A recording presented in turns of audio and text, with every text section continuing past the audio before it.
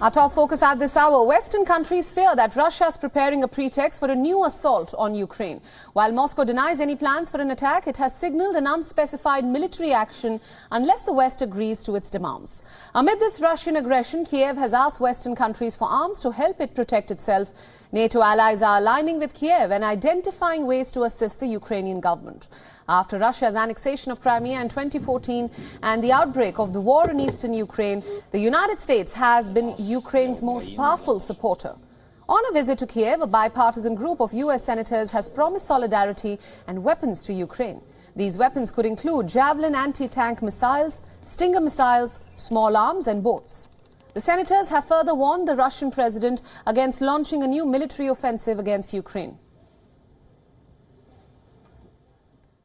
We will impose crippling economic sanctions, but more important, we will give the people of Ukraine the arms, lethal arms, they need to defend their lives and livelihoods. And so our message is there will be consequences if he chooses to violate the sanctity of this democracy.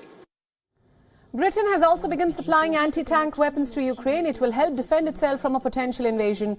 The Defence Secretary Ben Wallace told Parliament that light anti-armour defensive weapon systems will be supplied to Kiev. The first systems were already delivered on Monday.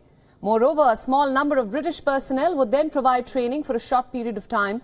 The weapons are not strategic weapons and pose no threat to Russia. They are to be used in self-defense. Britain has previously offered financing to enhance Ukraine's naval capabilities. Ukraine's defense minister welcomed Wallace's announcement. Oleksiy Reznikov said in a tweet, Ukraine highly appreciates Britain's decision to provide a new security package with light anti-armour defensive weapon systems. Canada, meanwhile, has also deployed a small contingent of Special Forces operators to Ukraine. The Special Operations presence is part of an attempt by NATO allies to deter Russian aggression in Ukraine. In the event of a full-scale invasion, the unit has also been tasked with helping to develop evacuation plans for Canadian diplomatic personnel. Canada has the world's third largest Ukrainian population. It has maintained a 200-strong training mission in Western Ukraine since 2015. The German Foreign Minister Annalena Baerbock is now on her first visit to Ukraine.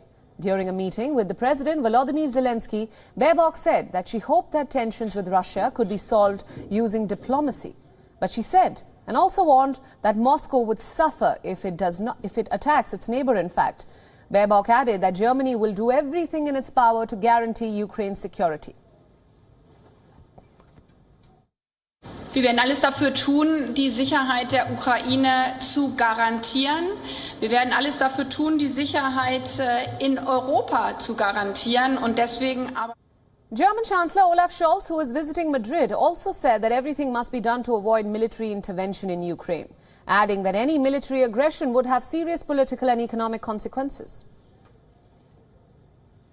Die Truppenbewegung entlang der ukrainischen Grenze darf man gar nicht übersehen. Sie ist massiv und sie ist eine Gefahr für die Souveränität der Ukraine. Deshalb muss es jetzt darum gehen, alles dafür zu tun, dass es nicht zu einer militärischen Intervention kommt. Meanwhile, the EU Foreign Policy Chief Josep Borrell has ruled out the possibility of a massive attack by Russia. The EU's top diplomat believes that most probably Russia will hit Ukraine with cyber attacks. The bloc is preparing sanctions in the event of an attack. And as far as the military deployment of Russia is not being completed, because it's not yet being completed, the possibility of a massive attack against Ukraine is not the most probable scenario.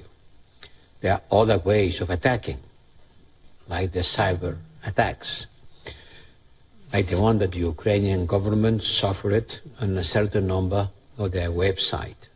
Russia has already perturbed the West by building troops near Ukraine. Washington has urged Moscow to reverse its build-up of an estimated 100,000 troops near the border with Ukraine. Talks between Moscow and the United States have produced no breakthrough so far. Meanwhile, Russian military forces and hardware have arrived in Belarus to stage joint maneuvers next month. The drills would be dubbed Determination of the Union 2022. Close Russian ally Belarus borders Ukraine, and according to the Belarusian leader, the drills should focus on a scenario when the military is forced to resist forces coming from the West.